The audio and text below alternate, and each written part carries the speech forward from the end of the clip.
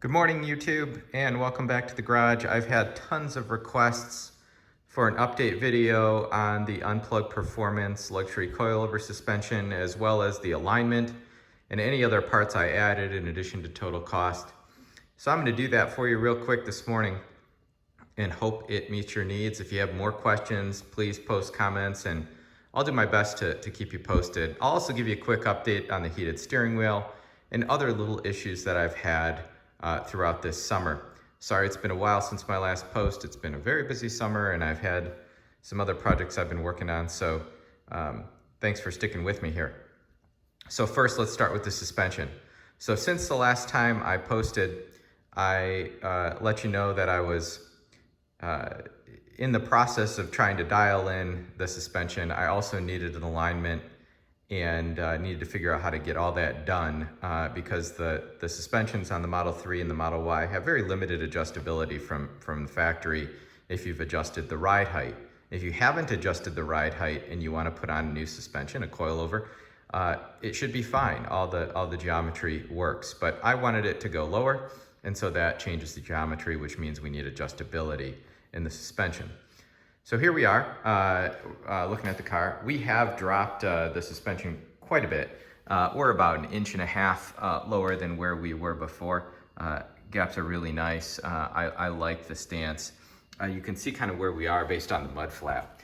And for those of you that have mud flaps, you can see here. I'll put my finger down just for reference. You know, it's about 1 inch, maybe 1.5 inches there. It's about to my first knuckle from the ground.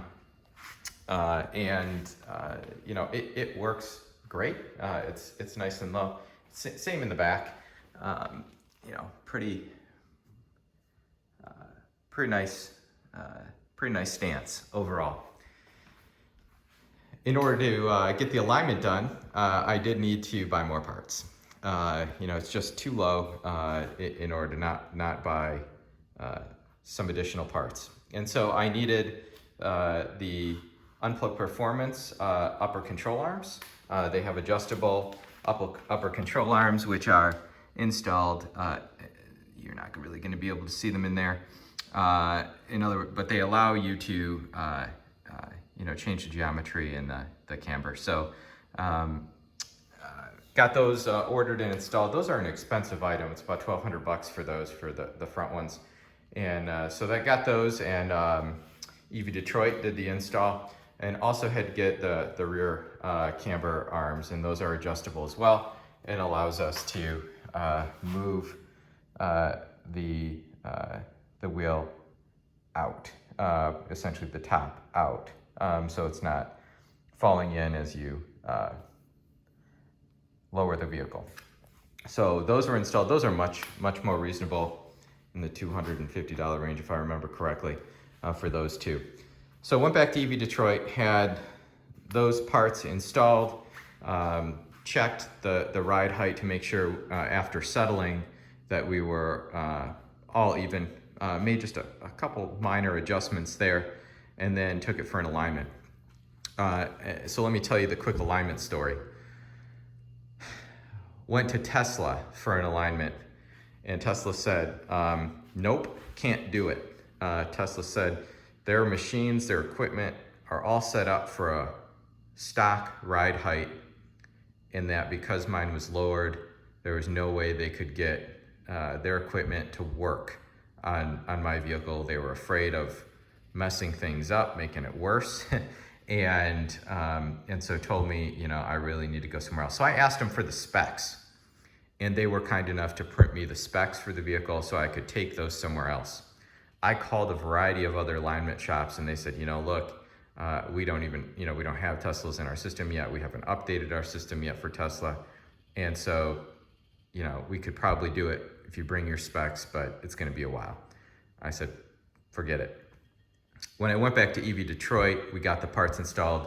EV Detroit had a place that's down by them. I think it's called Autotech, that has done the alignment work on the other Teslas that have come in for suspension work. So I went over there after we installed the parts, and they did the alignment. I brought the specs with me. They didn't even need them. They had them.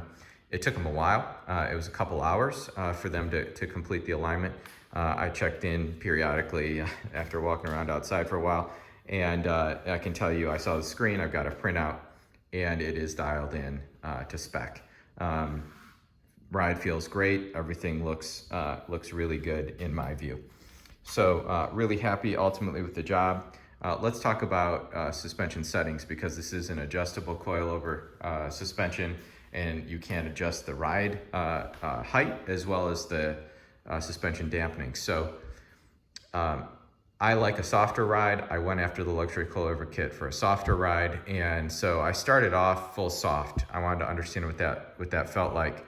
After driving a couple thousand miles, I have been turning that to be more and more firm. So where I am now is I am 7 clicks away from soft, so 7 clicks more firm from full soft, and that's where I've left it for the last, I would say, 2,000 miles of driving. I do drive some pretty rough roads. I'm in Michigan, and I'm pretty happy with where that is today.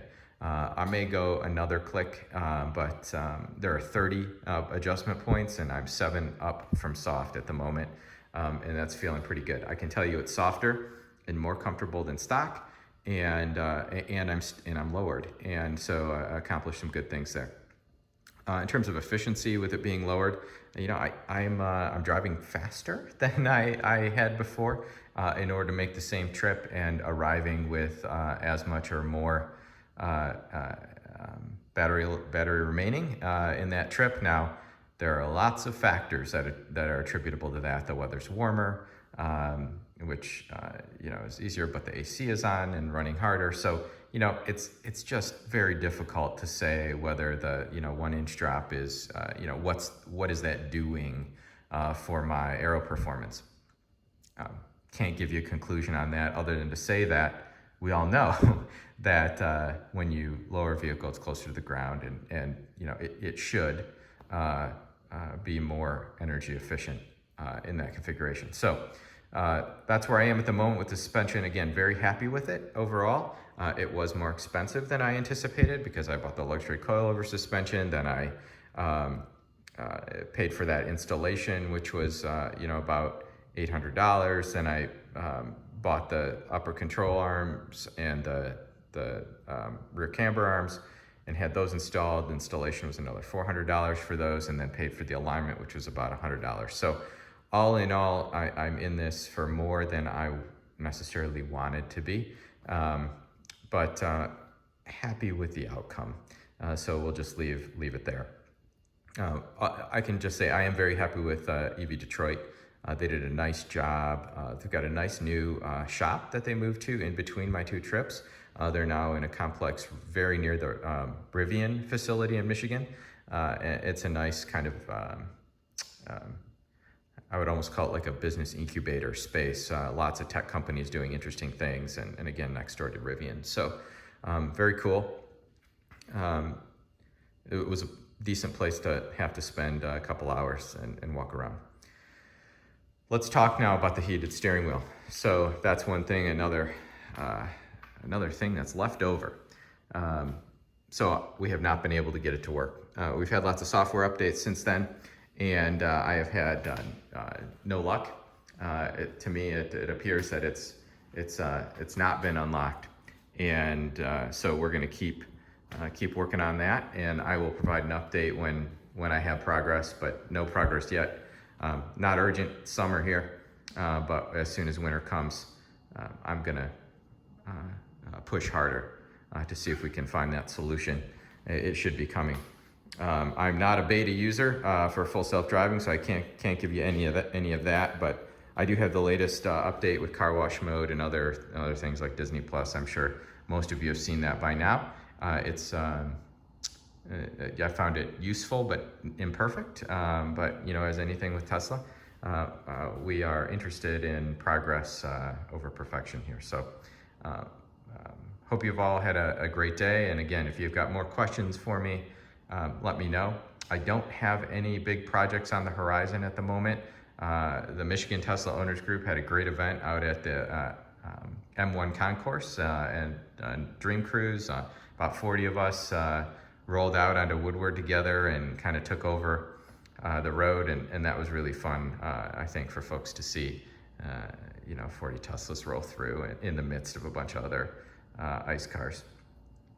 But we had a good time, great group of owners, and really fun. So hope you all having a great day. Hope you're enjoying your cars, and if there's anything I can help with, please let me know.